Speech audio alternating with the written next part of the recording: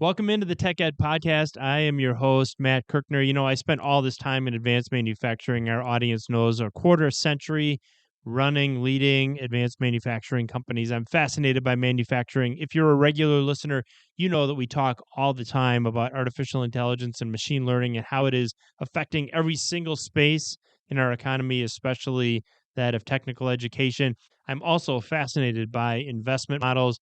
Today, we're going to bring all three of those topics together in what promises to be a fascinating episode of the Tech Ed Podcast. We're going to talk with and introduce in just a moment the CEO of a company called CADDi, doing just some amazing stuff using artificial intelligence to archive manufacturing data, to archive drawings in manufacturing. I can tell you from my time in manufacturing, one of the biggest challenges is being able to look at a drawing of a production part and being able to design a manufacturing process that will produce that part. Our guest is going to talk all about using technology to drive tremendous amounts of waste out of that process for companies large and small. It's my great pleasure to introduce to the audience of the Tech Ed Podcast today, Yushiro Kato. He is CEO of a company called CADDi, fascinating technology. Yushiro, thanks so much for being with us. Yeah, thank you, Matt, for having me here. We're looking forward to learning about a whole bunch of things, but I'm always fascinated, Yushiro, by people's backgrounds, by where they came from, how they got into the business that they're in today. So share with our audience a little bit about your background, how you got interested in manufacturing, what led you to starting a business like CADDi, and we're going to have a really interesting conversation about that company. But tell us what got you here. Yeah, absolutely. In the university, I had my own business, and I really enjoyed the business and business development, and making customers happy, creating new things, and building up a team. But actually, I wanted to do something bigger, something that solves global problems. But I didn't have any idea as a university student what's happening in the traditional industries, pain points, issues that I can solve. So that's why I decided to go to McKinsey, which is my first career as a consultant, to broaden my perspectives and learn more about the industries and traditional problems that are in the market.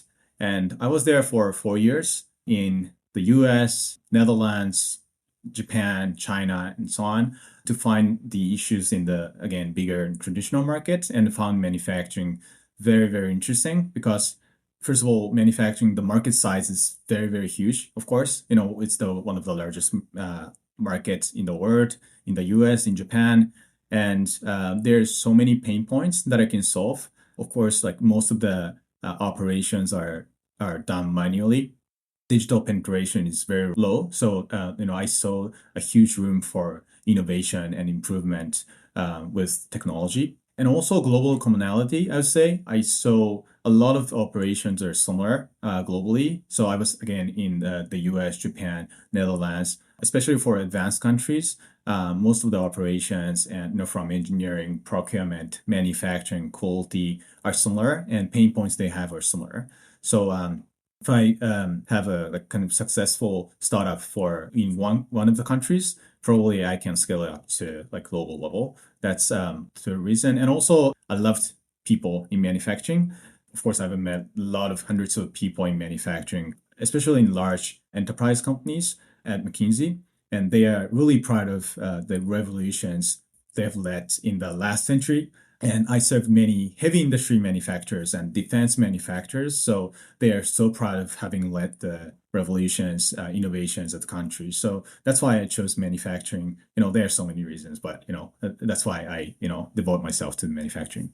Couldn't agree with you more. Even as advanced as manufacturing is today, still ripe for innovation, and we're going to talk about that at length in this particular episode, and how we can digitize so much of what's taking place in advanced manufacturing. I love the people of manufacturing as well, salt of the earth type people doing really important work, having that pride of looking over their shoulder at the end of the day and knowing that they were part of building a product that in so many ways can move the world. And I know that's part of what you're trying to do, as you suggest.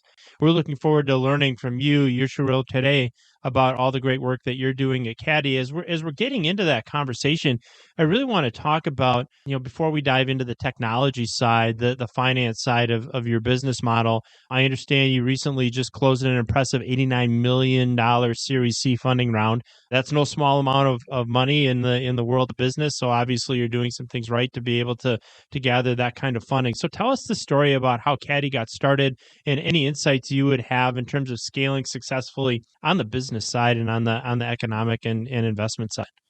So first of all, let me start from my story and background in McKinsey, where I found a lot of issues around procurement, where people want to reduce procurement cost, but there is no information on the internet about which factories are good at what kind of products, especially for custom-made parts. You never know the quality and cost of parts from each supplier until you place an RFQ and an order to them, which is of course, too late. So it makes really difficult for procurement people to reduce cost and create a competitive environment. In terms of supplier network. So that's why I started CADDi Manufacturing, which is a procurement platform that kind of connects buyers at OEM side and suppliers or manufacturers, contract manufacturers, I would say, for custom made parts, where we analyze and network suppliers globally. We have 600 suppliers globally and connect buyers to suppliers using technology. And we not only analyze the data or drawings automatically, but also we assure the quality of the parts and we deliver the parts to the customers. So this is like Amazon for custom made parts. And the process is like customers send us drawings and it could be any kind of format, a 2D format, PDF, sometimes on paper or fax. Actually, fax exists in manufacturing. Our technology analyzes the drawings and makes a quotation automatically. And we select the best supplier out of our 600 supplier network globally. And then suppliers produce the parts. We do not really produce the parts by ourselves, but they produce the parts. But we actually have more than 10 inspection centers globally. So we assure the quality by ourselves and then deliver the parts to the customer because quality assurance is the biggest headache for procurement people. So this enables our customers to have a lower cost parts with a better quality with a single click. So this is the solution we started from. And customers don't need to take a long time or take a lot of time to search new suppliers and do negotiations any longer. But actually, we have two pillars of business models. One is CADDi Manufacturing, which I explained. The other one is CADDi Drawer. CADDi Drawer is a drawing search software to capitalize on your historical drawings and supply chain data. Drawer automatically analyzes historical 2D drawings, even handwritten ones. So one of our customers in the US has a lot of drawings drawn in 1922, which actually perfectly works now. So it's really impressive, and our technology actually can understand that part as well. Drawer analyzes the drawings and extract all the information of the drawings so that people can search drawings by any keyword or image or shape. Actually, we came up with this idea of CADDi Drawer through the course of manufacturing. So whenever we show the customers, we talk about how our CADDi manufacturing works. Customers, of course, get interested in the parts themselves, but at the same time, they really get interested in the technology we are using internally. And customers are wondering why you guys can source parts really quickly, and why can you analyze the drawings and so on. So that's when we started to think about how we can productize this technology that we are using internally using to really streamline our own operations.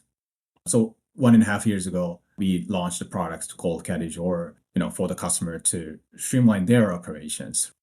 Let me dissect that a little bit and just make sure that I'm understanding, obviously, two sides of the business. And for what it's worth, I spent of those 25 years in manufacturing, probably a good 17, 18 of them in contract manufacturing. So if I've got an OEM or an original equipment manufacturer on one end of the relationship, that's your customer. I'm just use this as an example. Maybe it's a big automotive company. Maybe it's a agriculture company that's big building ag equipment and so on.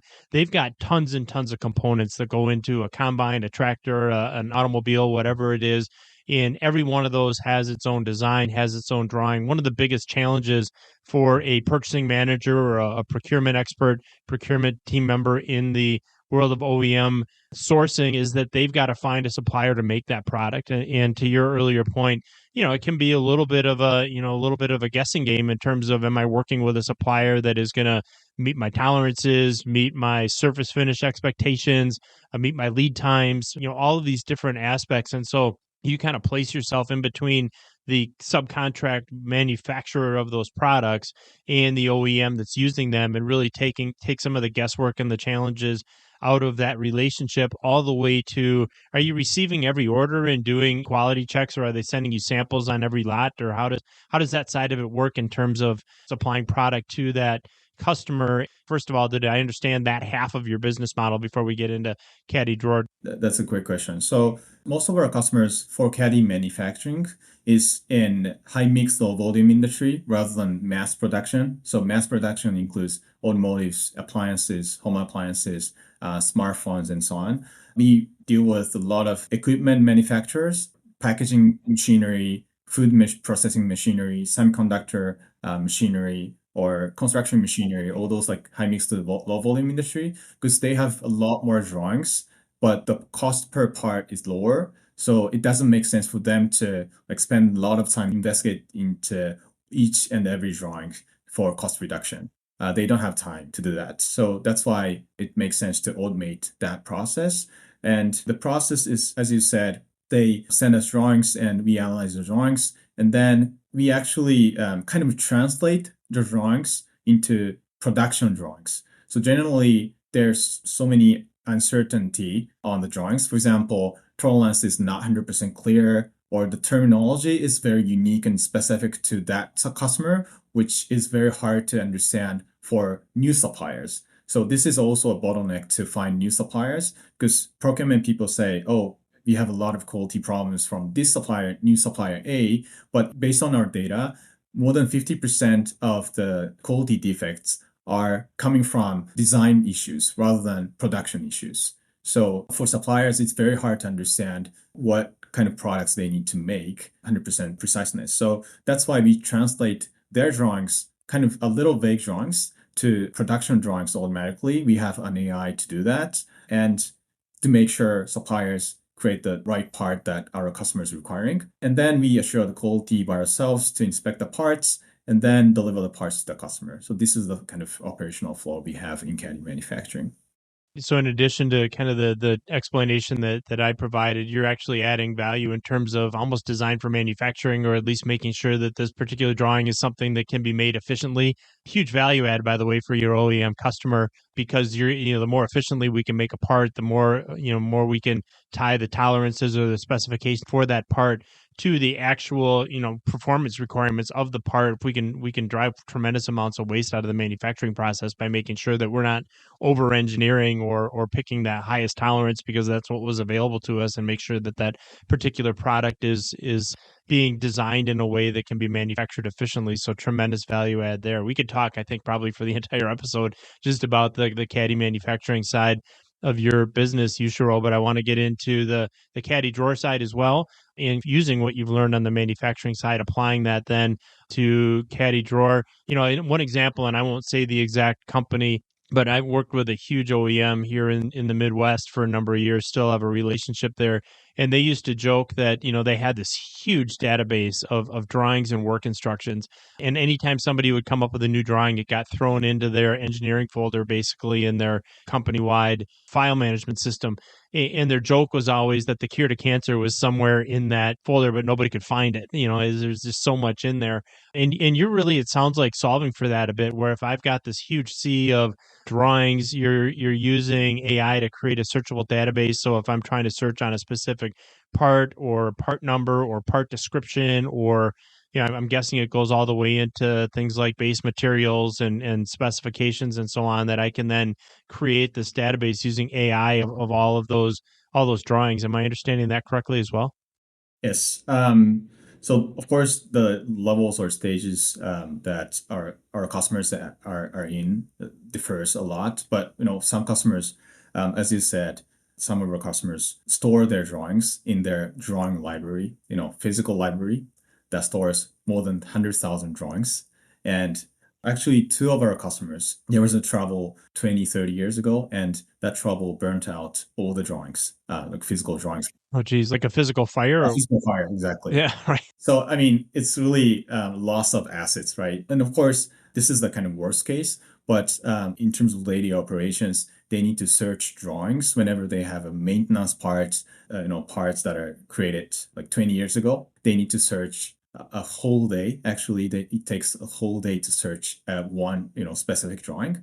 So it's very time consuming. And Sure. also, of course, there are so many customers like large enterprises using PLM or PDM system or product data management system where they store CAD and drawings. But actually, the problem is the keyword they can use to search drawings is generally drawing ID and drawing number. So you need to perfectly remember like 10-digit numbers and alphabets for each and every drawing, which is impossible. Sure. So of course, you store the drawings, but the thing is, how you can leverage the drawings. Because if you do not leverage drawings or historical data, it's just a collection rather than asset, right? Right. We are kind of bridging the gap between managing data or storing data to leveraging data. Absolutely. Well, and you think about, again, going back to some of the horror stories of working in contract manufacturing, especially before we had the kind of technology that's available to us today, even things like rev control, right? So if for people who maybe haven't worked on the engineering or design side, you rev up a drawing, right? So you make a change to a tolerance, you make a change to a specification, what have you. And you've got all these paper drawings and someone goes to the wrong rev and builds the part to the wrong rev. And I've seen that happen, more times than I can count. One thing I can say about revision management is like, as you said, it's really a headache for engineers to manage revisions or procurement people. What we can offer on Drawer is like actually what we call diff function. If you have like two drawings that are very similar, it takes a lot of time to spot the difference between those two. But actually, our technology automatically identifies the differences between two drawings. So you can easily identify, oh, this hole, like, you have one more hole, or the location of the hole is really, slightly shifted toward the left or whatever. So, it also assists a lot of engineers in terms of their operations. And one of them is actually revision management. That is so fascinating to me. And you think about, for a long time on the surface finishing side of things, whether I was metal plating or powder coating or e-coating or so on, and you get a new rev for a drawing, and it's like now you've got to work your way through this whole question of, did it affect the surface finish or not? I mean, if they moved a hole, if they changed a thread, if whatever, what difference did that make to me? But if they changed the specification for the surface finish and had a greater mill thickness or a different profilometer requirement, whatever it was, that was important to me. And so now what I'm hearing from you is that depending upon what part of the supply chain I'm in, I can drill down really quickly to figure out whether or not that rev change affected my part of the manufacturing process, which I can just tell you from experience would save a ton of engineering and estimating and quote in manufacturing planning time. So really, really easy for me to see the benefits. Yes, especially for contract manufacturers, it's really a problem to because customers, procurement people just send them drawings without saying, oh, this has been changed or that has been changed. Yes, exactly. This technology actually was invented 4 or 5 years ago, in the first or second year of our company, when I was in charge of quotations and I was in charge of customer operations and discussions. So actually, one day I was working on like 100 drawings, paper drawings, and looking at the differences between two similar drawings. And then Aki, who's a co-founder, came to me and said, "Hey, what are you doing? This seems like a waste of time. This can be done like automatically. So, give me one day to do that." And then he actually developed a product, prototype to really spot the differences between two drawings. And then, that's, how we solve the problem. So we have Drawer, but we have a lot more technologies within our company because we have CADDi manufacturing. We do operations ourselves. So we know the pain points, right? We are not a simple software vendor. Our company is a manufacturer for manufacturer. Absolutely. Well, and so yeah, you're living it, and we say necessity is the mother of all invention. Here you were, Exactly. and I was smiling as you were going through that, Yushiro, because I mean, I was doing exactly the same thing when growing contract manufacturers, and you're wearing a lot of hats, and you end up with this email of 50 different PDFs and all these drawings that you've got to go through manually, and Aki comes to you and says, "Hey, wait a minute, we could use." technology to solve this problem. This challenge that you're describing, this is a real challenge in manufacturing, which I think probably explains why you've got so many excited investors. We mentioned earlier your Series C $89 million round of funding. Obviously, that's not the only round you've done, and you've raised a tremendous amount of capital. Tell us a little bit about what your investors are seeing in this company, and give us a flavor for who's getting excited about the technology. Absolutely. So we've raised $170 million so far within the 6 years. And last year, as you said, we've raised $89 million, which is actually the biggest fundraising in the Midwest in the US in 2023. Of course, there are a lot of points that enable us to make this fundraising. I would say first thing is growth trajectory. So growth rate is very high, and we've successfully expanded into global market. So we have US, of course, but Mexico, Japan, Southeast Asia in operations. CADDi, or we've hit like 10x growth last year within 1 year. So of course, attracted our investors. And also market size of the manufacturing itself is also really attractive because that means there's huge potential for our company to grow, right? This is not a niche problem. Procurement actually accounts for 60% of the total revenue in manufacturing market. So if you can reduce like 3% of procurement cost, you can easily increase your profit margin by 1.8%, which is significant. So market size is huge, and pain points and opportunities are huge. As I said, digital penetration is very low compared to other industries. So a lot of the operations are manually done in manufacturing, and also customer feedback from our existing customers. So we have very low churn rate. So customers are very satisfied. CADDi, or on the review side, our score is 4.8 out of 5. So customers evaluate us highly. And actually investors do like 2, 3 customer interviews and ask their opinions. And lastly, team. Aki, he's a co-founder and CTO. He actually used to work for Apple and Lockheed Martin, and he was actually the youngest senior software engineer at Apple globally. And he's a geek, but he joined Lockheed Martin when he was a high school student. And he earned tuition by himself for Stanford. And then he kept working during Stanford. And then he joined Apple after that. So, of course, he's a great leader in terms of technology, but at the same, they're a great geek to attract a lot of geek talents across the globe. So we have more than 100 software engineers, and a lot of them have, really great talents in terms of AI. So Google hosts a global competition of AI, which is called Kaggle, and only 0.1% or 0.01% of the people get the top rank, which is Grandmaster. And we have multiple members, having Grandmaster. Well, so let's dive into the AI side. You mentioned that you have several AI grandmasters as defined by Google.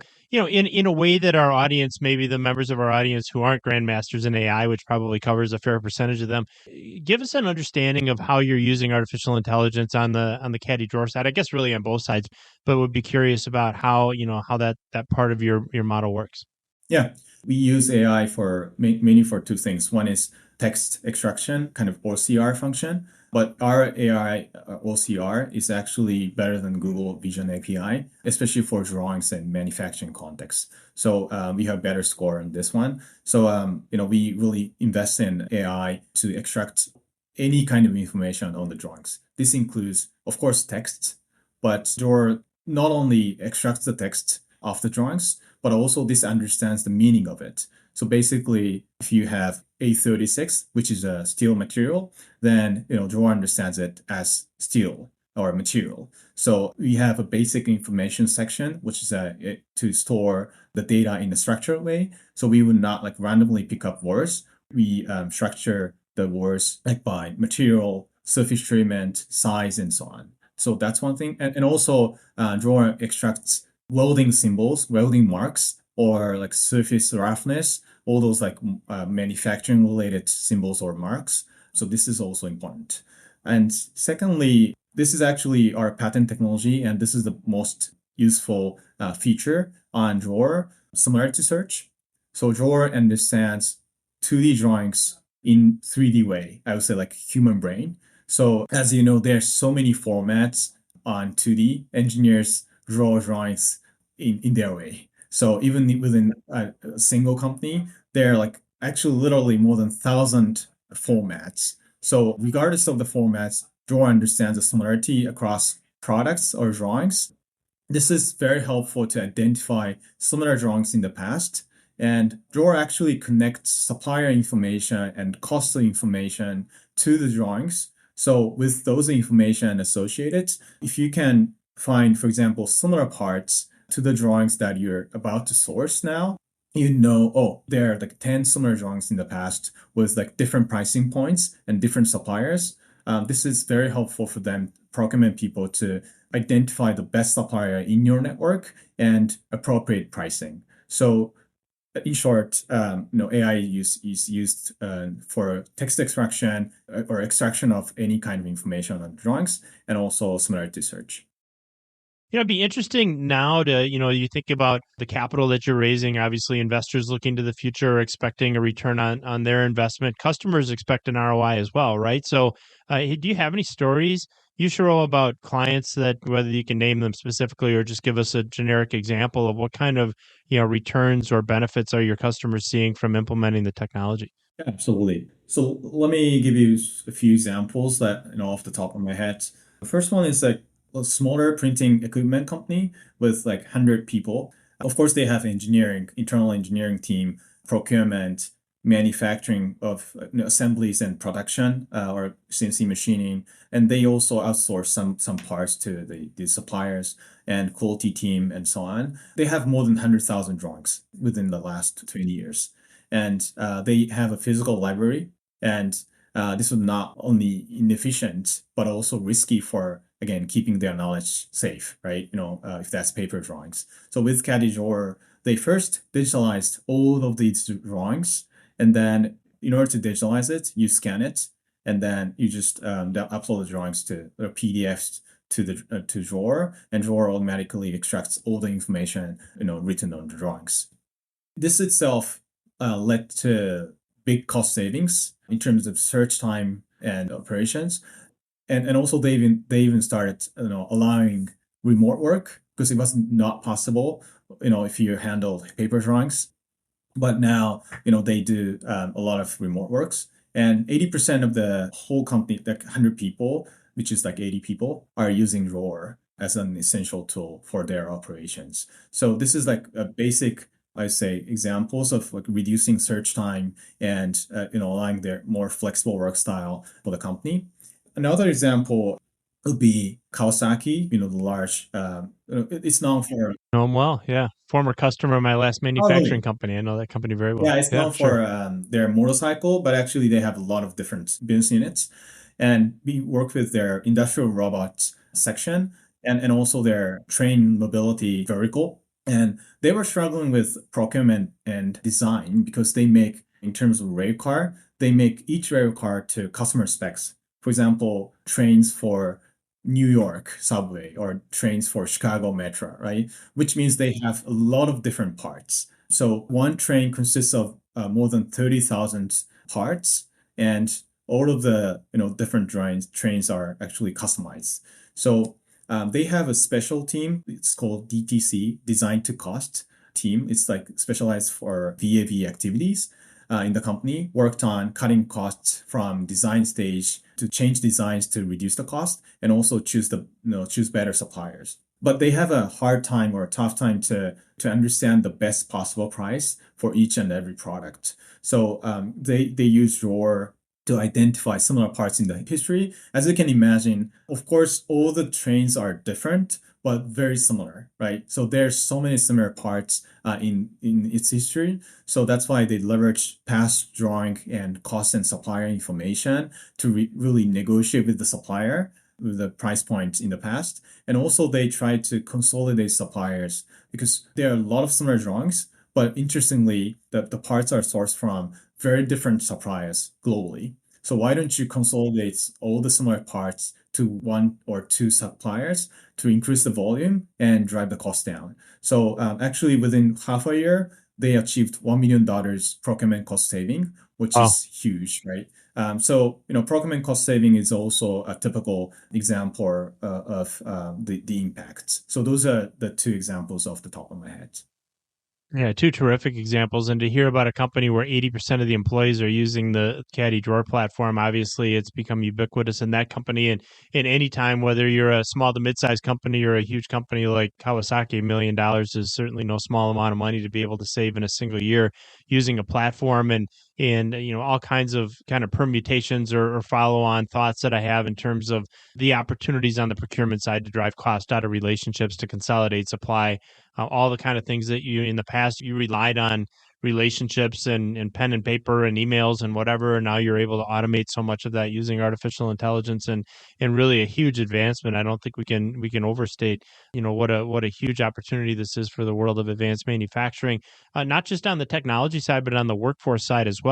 As I travel the country, the United States, Yushiro, and talking with so many different manufacturers, one of the things that's on everybody's mind is the aging workforce and the idea that we've got these people that are really craftspeople. They understand our process. They've got all this knowledge tied up in their heads in terms of how we manufacture product, where we keep information. Is there an application there as well in terms of how we start to take some of that, what some might call tribal knowledge, and turn it into digitized information that can be accessed and utilized by multiple people? Yes, procurement cost reduction, search time reduction that I mentioned is really huge, but I would say like you can realize that in the short term, and it's also huge from management perspective. But I would say the biggest issue that management people have is like how to ensure the transition from the older generations to the younger generations, of course, right? And then also considering the fact that baby boomers are retiring in the coming 10 years. And baby boomers are actually account for 25%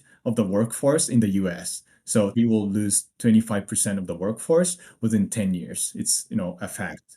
And of course, they have a lot of knowledge. They have a lot of institutional knowledge, which is not really verbalized yet, right? Or like, it's not written on any kind of system or data. So we call it tribal knowledge issue. It's very critically important. And as you said, there's I would say, human library type of person Right. who has been in the company for like 20, 30 years Hmm. and seems to know Yep. everything. And junior members, of course, turn to them and ask questions about, historical projects, similar drawings in the past. So our product drawer helps them to assetize, or what we call assetize, their drawings and historical data, so that they can capitalize on the historical drawings and supply chain data. So it is very helpful for the companies or customers to again capitalize on the senior people's knowledge and wisdom and verbalize it so that people can search it, or even younger members day one they can search the past historical supply chain information, supplier and cost and quality defect information. So actually even younger people or junior people can make decisions at the level of senior members because you have all the knowledge at your fingertips. So yes, knowledge sharing is a huge problem, especially in the US, but actually drawer is a great tool to solve this problem. Well, and it's a challenge that every manufacturer is going to face. And I can tell you that individual that you explained, the person with all the institutional knowledge, the person oftentimes on the shop floor that's the go-to person for how did we run this part 3 years ago and we had it the last time, or what challenges are we're running into this challenge with processing this part. What do I do about it? And with 25%, and it's really even probably heavier weighted because they tend to be the more mature, longer term employees. With 25% of our employees in that baby boomer population retiring or stepping out of manufacturing in the next 10 years, that's not just 25% of the workforce. That could be in some cases 60, 70, 80% of the institutional knowledge in an organization. And being able to digitize that knowledge in a way that's accessible by many is going to be a necessity. Closing in on the end of our time here with Yushiro Kato of CADDi, having a great conversation about AI, about manufacturing drawings, about the future of manufacturing, about leveraging technology to drive down cost in manufacturing, and so on. We've got time for one last question, and it's a question we love to ask our guests here on the Tech Ed podcast, Yushiro, and it's this: if we go back before the incredible success you've had at CADDi, before your time at McKinsey, before the university, all the way back to being a 15, 16-year-old young man, and you could give that individual one piece of advice, what would it be? When I was 15, I was doing music I wanted to become a professional musician. So I was releasing CDs and I was doing gigs at small venues. And I wanted to become really wanted to become a professional musician, but so I spent like 18 hours per day for like music. Wow. But actually I learned a lot from my experience in music. For example, even if you have great skill sets, it's not the only thing that matters to become famous or known in the market. You need to be able to market and sell yourself. And I've seen many discrepancies between like people who have sales skills and people who have techniques or people who have music skills. So I've seen many skillful musicians working at convenience stores and during the day and music related activities at night, which is honestly for me a waste of asset or waste of time for them. So based on that experience, I'm really motivated to give equal opportunities to any people if they have a potential, if they have like great skill sets. So that's my kind of dream, like unleash the potential of humans. But so if I go back to the time when I was 15, I would tell myself probably keep doing what you're doing, believe in it, and push yourself to reach the highest level possible. And you're gonna learn a lot of things from it. It's not just about music; it could be about life. So that would be my advice to younger myself. That's absolutely terrific advice. I'm a musician too, by the way, and was fascinated by it growing up, and so can certainly that whole idea resonates with me in a tremendous way. But this whole idea of we might have these great skills, but it's not just the skills; it's what we can do with those skills and how we can make them relatable, how we can make them valuable to others, and really to your point, Yushiro, help other people unleash their highest potential. You're certainly doing that at CADDi, unleashing tremendous potential. We've really enjoyed getting to know you, learning about your company today. Thanks so much for being with us. Yushiro Kato, who is the CEO of CADDi, has been our guest here on this episode of the Tech Ed Podcast. Great to have you on. Thank you, Matt. Well, we knew CADDi had fascinating technology, and now we understand exactly why. Raising tremendous amounts of money, putting that money to work, creating a phenomenal company using AI backed technology to transform manufacturing. I had so much fun getting to know Yushiro Kato here on the Tech Ed Podcast, of course, the CEO of CADDi. As you know, we have the best show notes in the business. And if you enjoyed this episode like I did, I know you're going to want to check out techedpodcast.com/CADDi. That's techedpodcast.com/CADDi. That's two D's. And you'll go there and find all the notes, all the links, everything we talked about here on this episode of the Tech Ed Podcast. While you're at it, check us out on social media. We are on LinkedIn, we're on Facebook, Instagram, TikTok. Anywhere you're going to get your social media, you will find the Tech Ed Podcast. We post all the time about things like new episodes, about insights from those episodes, and excellent content for anybody interested like we are in the world of technical education. So find us on your favorite social media platform and say hello. As always, we would love to connect, and we will see you next week on the Tech Ed Podcast.